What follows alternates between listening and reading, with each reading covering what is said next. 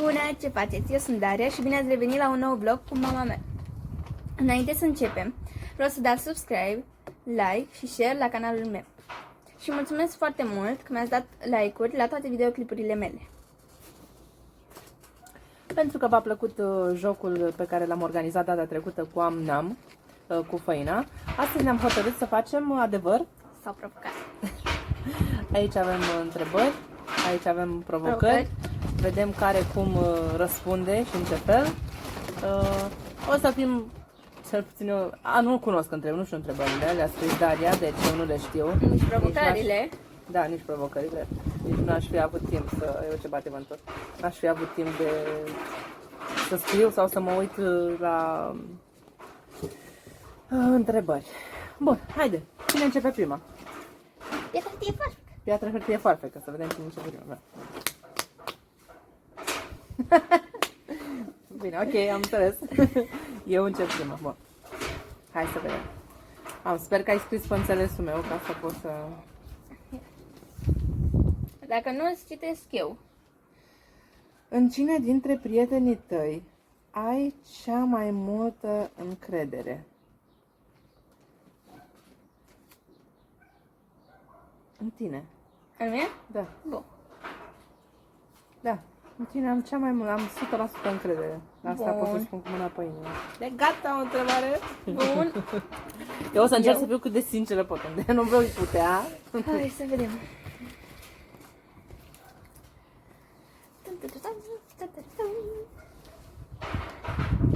Ce faci când ești singur acasă? Ori mă uit la televizor, ori pe telefon, ori îmi împac temele. Sau ori mă joc. Am înțeles. Deci nu face prostii. Alte cuvinte. Nu fac. Nu. Hai că am început bine, e light. E ușor. Eu urmez. Da. Hai să vedem. Mamă, dar ce mici sunt astea. Le-am făcut mici. Și am unghii. Cum te vezi la bătrânețe? Cum te vezi la bătrânețe? Fă, la bătrânețe mă văd o bunică ce își va crește nepoții. Deci asta e clar. Voi fi bunica care își crește nepoții. Sunt sigură 100%.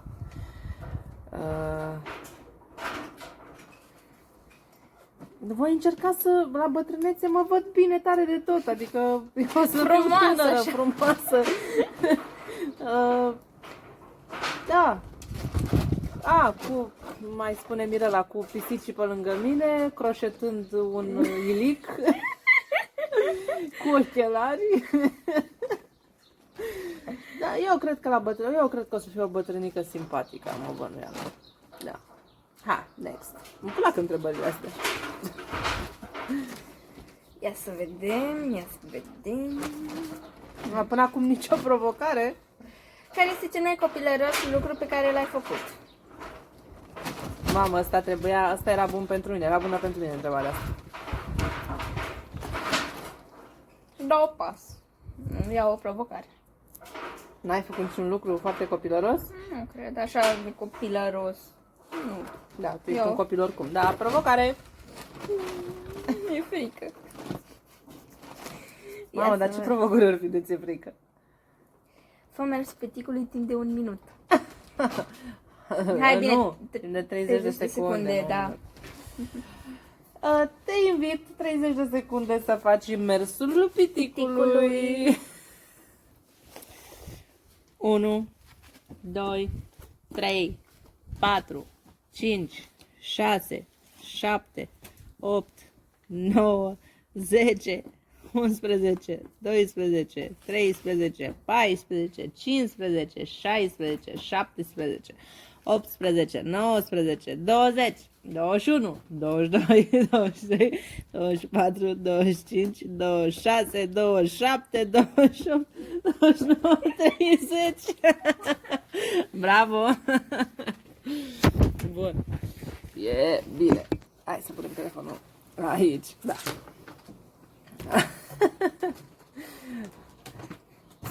Îți dai seama ce însemna dacă făceai mersul piticului 1 minut? Da. Apropo, l-ați văzut pe Tomiță? E băiatul. Nu prea se noastră vede. aici. Nu se vede acum. Da. Da, hai, eu sunt, nu? Da! Ia să vedem. Câte întrebări sunt? 24 de întrebări, 24 de provocări. Tu glumești, nu? Nu. Pe tu mi-ai zis că pot să fac și mai multe. Nu ți-am zis să faci atât de multe. Ce ai? Pe eu ți-am zis că am făcut 20 și pot să fac mai multe. Și am făcut Ce-am zis? 24. Pe 50. Am făcut 24. Am înțeles. Hai, zi. Știți reclama aia cu doamna aceea care e plină de treburi și vine fetița și spune: mami, mami, pot să iau un câine? Și ea zice: da, da, și vine cu un dulău de la mare, așa face Daria cu mine. Bun, dacă ai putea să te clonezi, aici ce ai face? Sau... Te clonezi. Ai face-o? Dacă ai putea. Da. Da. Bune? Da, pe bune, aș face mult mai multe lucruri. Da, m-aș clona, pe bune. Să fie mai multe de mine. Acum eu. De ce să nu mă clonez? Mă clonez. Oh.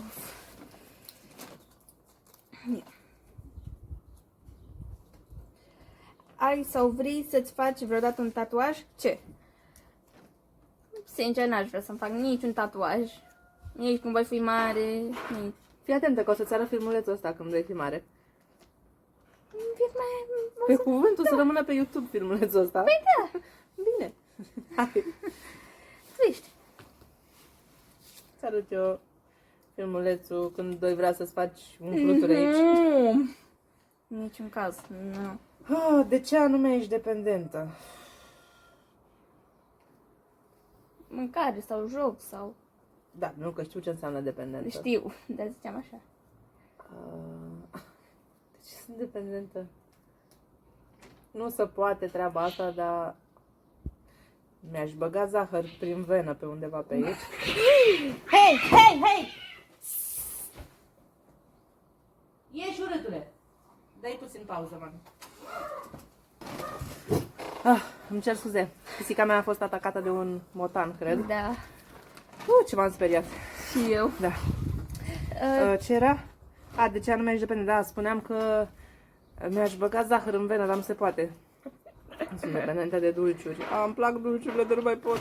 Și mie, Dar nu sincer. se poate. Da. Și încercăm să păstrăm o distanță între noi și dulciuri. Cât putem. Hai, tu, mai bine făceam provocarea. O provocare și mai știa toată lumea că îmi plac mie dulciurile.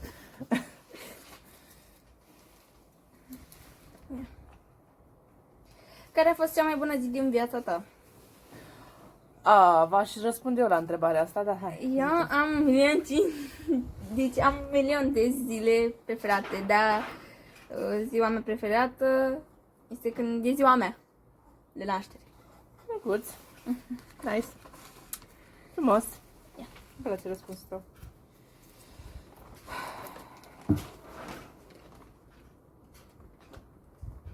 Ce joc îți place cel mai mult? Doamne, scrii cu picioarele. Ce joc îți place cel mai mult?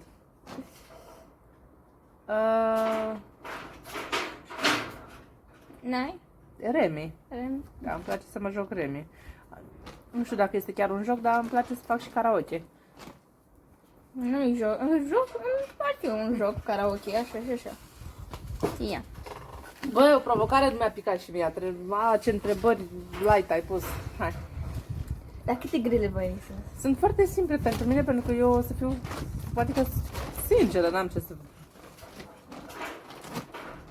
Ai mâncat vreodată ceva care a căzut jos? Nu, nu cred. Când eram mică sau... Nu, acum mare. Nu, Nu, ea, da. niciodată.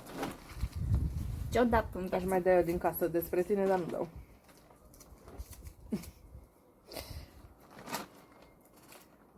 Ce ai vrea să-i faci persoanei pe care o urăști? Să zici că ai avea sau ai o persoană, ce ai vrea să-i faci? Accept o provocare. Ok. Fii atentă că provocările sunt un pic grele așa. Măcar provocările să fie grele dacă...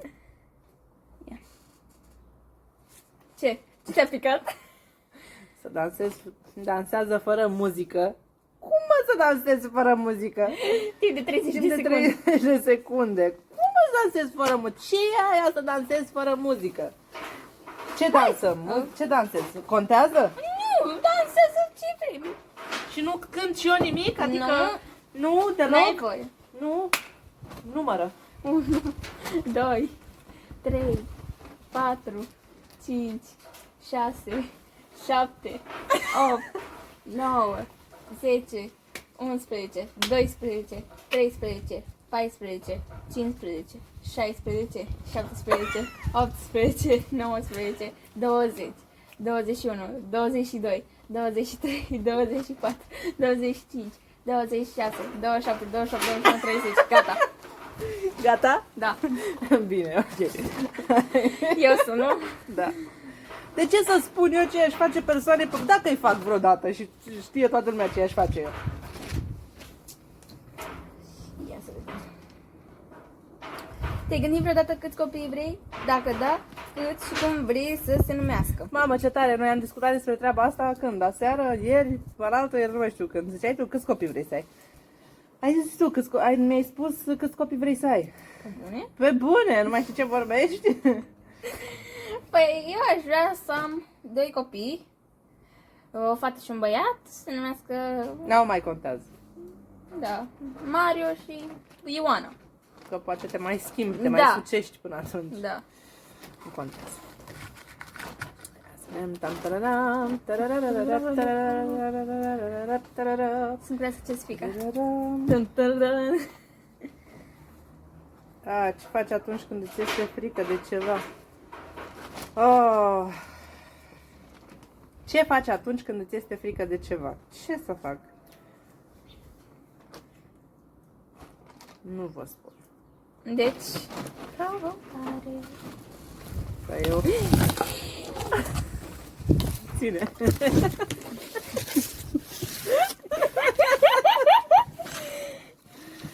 Cel mai tare vlog ăsta e, pune-le aici. Încercăm și noi să Hai mai că- luăm pe acolo. Nu mai lua, gata. Mai- Oricum le-ai pus și pe astea de aici. Asta e. Nu asta e, niciuna asta e. Că dacă găsesc una pe care am făcut-o deja, nu o să mai citesc. Da. Le țin eu așa. După le țin. Bune, trebuie să fac asta? Ce? Mi-a dat pahare de apă. Ia 2 pahare de apă cât de repede poți. Revenim. 5, 4, 3, 2, 1 și 1, 2, 3, 4, 5, 6, 7, 8, 9, 10. În 10 secunde. Bine, sunt pahare mici. Da. Bun. Aici, aici.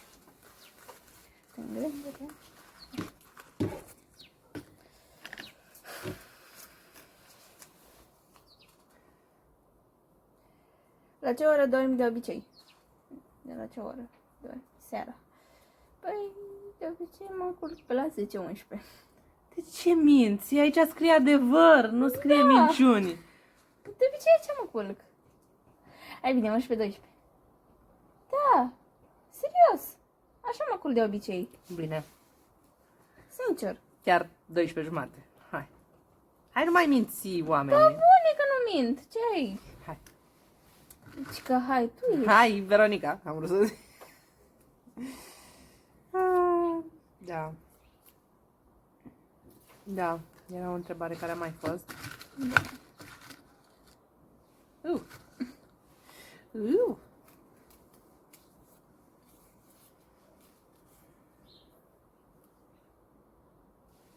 A mai fost? Da. Nu mai avem nimic? Cred că Păi dacă da. le-a luat vântul, Da. le-a luat vântuțul, Le țin eu în cască. nu cred că mai... Ce-i? Ce nu-ți place la prietenul tău? Sau prietena. Sau soțul? Hai să fac o provocare. Ați înțeles, da? Mă bucur. Ia că ați să înțeles. vedem. Ce? Pupă persoana din dreapta sau stânga pe obraz. Eu sunt.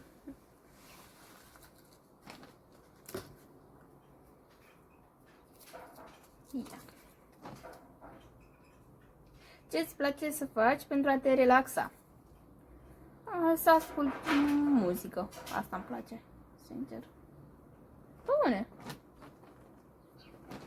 De exemplu, în excursie, ca să mă relaxez, ascult muzică. Da, îmi pun acasă ce căștile. faci ca să te relaxezi? Mi-am mereu relaxat acasă. Ea e mereu relaxat acasă, hai că ai să faci. Bun.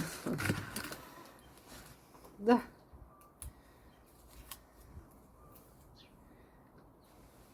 A mai fost? Da, a mai fost. Ce ne-a făcut nouă vântul ăsta? Ne-a Da. amestecat gândurile.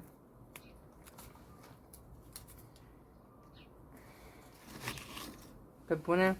Nu e nimic?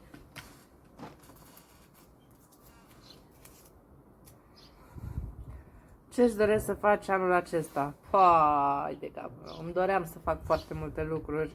S-au năruit toate odată cu acest virus. Dar acum îmi doresc să încep munca. Sincer. E ciudat, unii n-ar vrea treaba asta, dar eu chiar îmi doresc să încep munca. Anul ăsta îmi doresc să încep munca.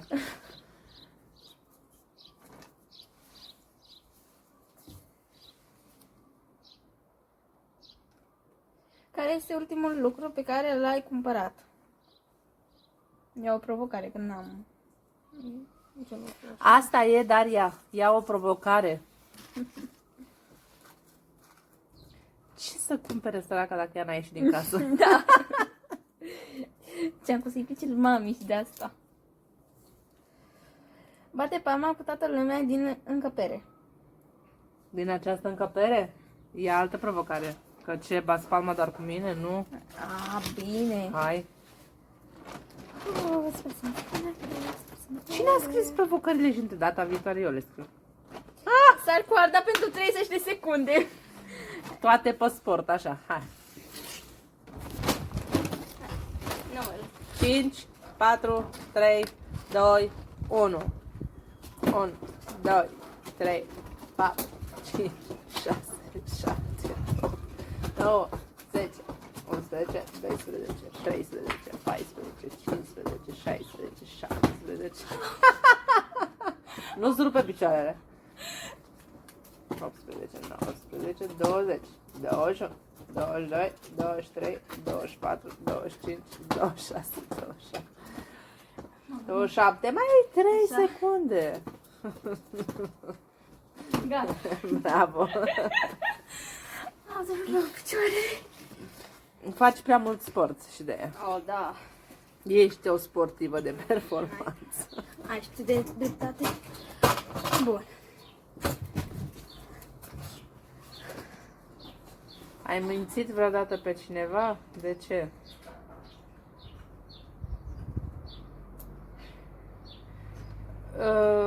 O să fiu și sinceră și o să iau și o provocare. Bune? Da, am mințit, dar nu spun de ce. Ce Eu vrei? cred că știu de ce, dar... Ea, nu știu dacă știi. Provocare ce? Imită-ți mama pentru 3 minute. Da. Mama ta. Pentru 30 de secunde, că Da. nu stau să imit 3 minute. Ah. Vreau să-mi aduc popcorn.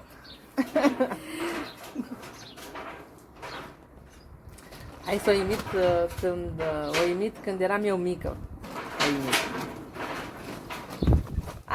Nu, fac nu, haideți să vă spun cum vorbește cu Daria, lasă, o imit cu... Oh. Ce faci, puișorul, mămăica? Puișorul, mămăica, ce frumoasă te-ai făcut, puișorul, mămăica! Ma, te iubește Maia mult, iubire, mămăica frumoasa mea! Ce faci, mă, păpușică, mă? Ce mai făcut tu, mai Daria, la școală? Bine. Te-am văzut cântând la pian, nu mai râde. Te-am văzut cântând la pian, Doamne, mămăica, cât frumos tare de tot, puiul, mămăica. Doamne, Doamne, ce mare te-ai făcut. Te-ai făcut cât mami, măi, Maia, mă. Gata. Au trecut 30 de secunde în sfârșit. Mămica, să-mi spui dacă te-am imitat cum trebuie. Stai cu adevăr. Aici.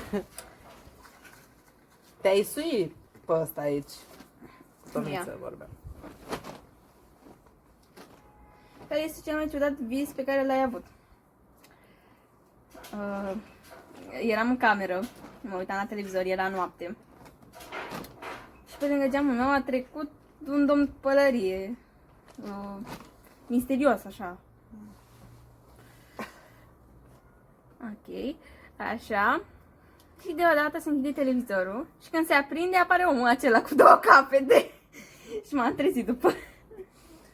Și îmi spune în fiecare seară, în fiecare dimineață îmi spune: mami, ce bine am dormit în camera mea. Da, asta s-a întâmplat. Asta s-a întâmplat în Broșteni, când suntem în Broșteni. Hai. Tu ești. Doamne ferește.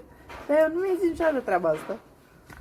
Ba da, ce-i? Acolo mi se pare că... Oh, nu-ți provocări, pardon, scuze.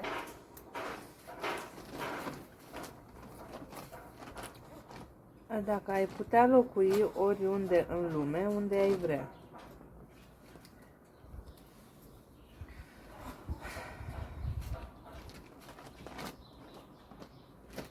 Nu.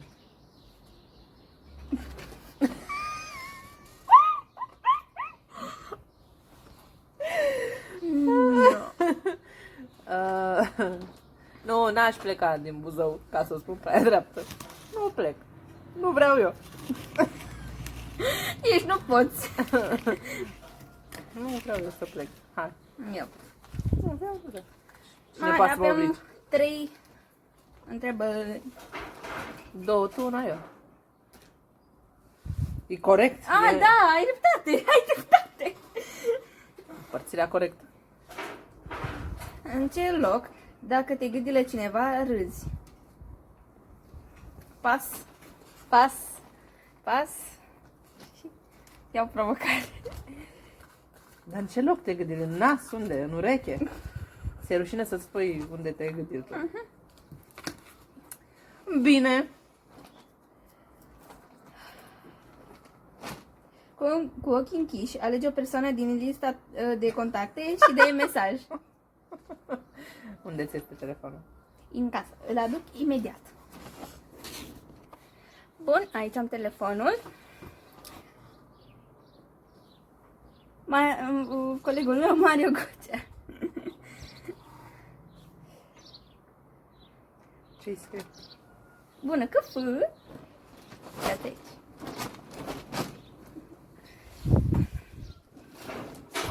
Bun. Ne anunț când îți răspund. Da. Hai să vedem, mai avem 2 întrebări. Ai folosit sau vrei să folosești vreodată? Ai folosit sau vrei să folosești lentile de contact? Am folosit. Ai folosit? Am Și acum folosit. aflu. Am folosit niște lentile de contact albastre. Mamă, ce greu e să porți lentile de contact. Nu, eu nu vreau. E mai bine să port ochelari decât lentile Am de vrut și să contact. văd cum e cu ochii albaștri. Bun.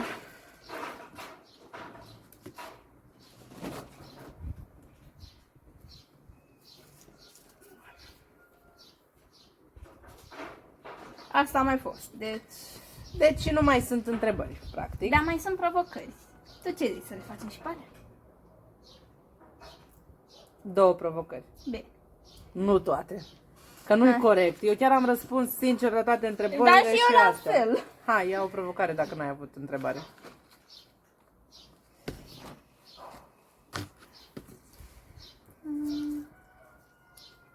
Sar de 20 de ori. Ce să faci? Sari. Sper.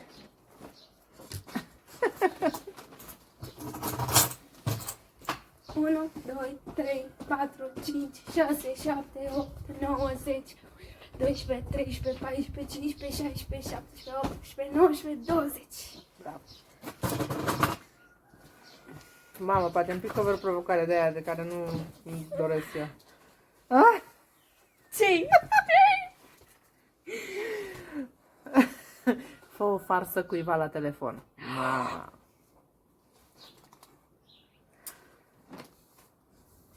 Stai așa să mă gândesc pui.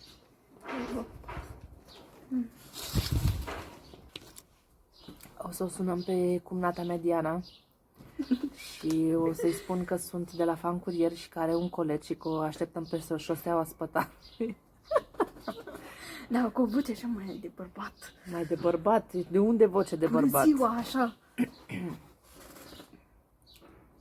Uite, stai așa. De ce eu voiam să fac asta? Eu. O sun cu număr ascuns. Că știe toate numerele noastre.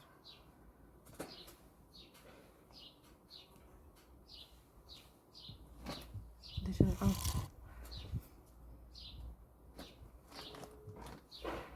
Vorbește cu cineva.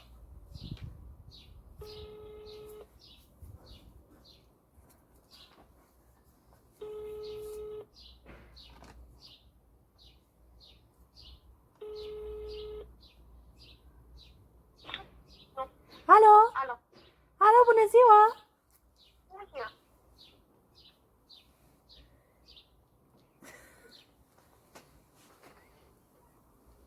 Momentan, destinatarul apelului tău este angajat într-o altă convorbire.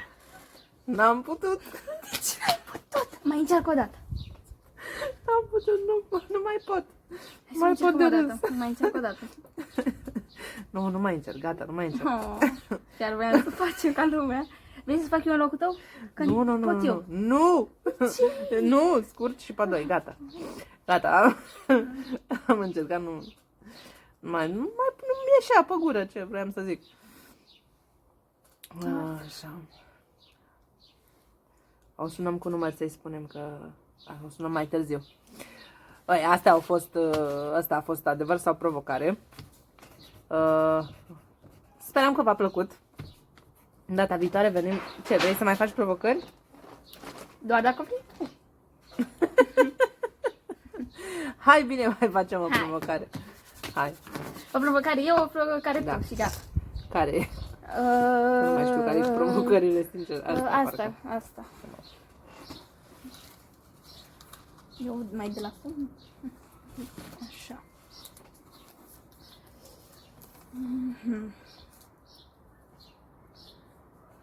Încearcă să deschizi o pungă de chipsuri cu gura.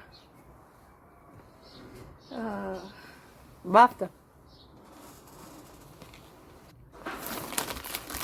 Hai să vedem. 3, 2, 1. Nu așa, trage de ea. Am stâng dinții. Să rupe dinții la fată. Nu pot. Și că dacă nu faci provocarea asta, faci alta, nu? Ai alta, că nu pot. Chiar nu pot. Facem. Doamne. Cum mă să nu poți să desfaci o pungă de pufuleți? Ia încearcă tu acum. Păi nu pot acum, că era provocarea ta, nu era a mea. Ei, după încerci. Fă ca lupul în timp de 30 de secunde. Au! Au! Au! Au! Au! Acolo spre lună. Au! Gata. Au! Au! Hai. Asta și gata. Ce? Ce? Pă bune, de unde ți-au venit toate provocările astea Hai, zi! stâmpite? Ca să fac ca găina 30 de secunde. Ei, eu am făcut ca lupă, tu faci ca găina. Na. Mai bine era invers. Era Că tu semeni cu o găinușă mai mult. Aoleu, ăsta este... Pare? Ce? E un cocoș? Nu. Cucurigu. Dacă mă nu-i fac și nou. Am o surioară?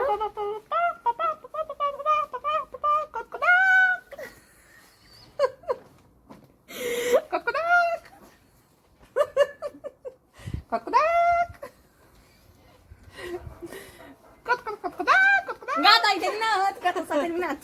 Gata. Asta a fost jocul nostru. Dacă v-a plăcut, dați un like. Un share. Și abonați-vă la canalul Dariei de YouTube pentru mai multe, ca să vedeți mai multe filmulețe. Noi o să postăm, adică și ea o să poste. Și o să mai venim cu un filmuleț pe care l-am făcut, dar nu vă spun, e o surpriză. Da.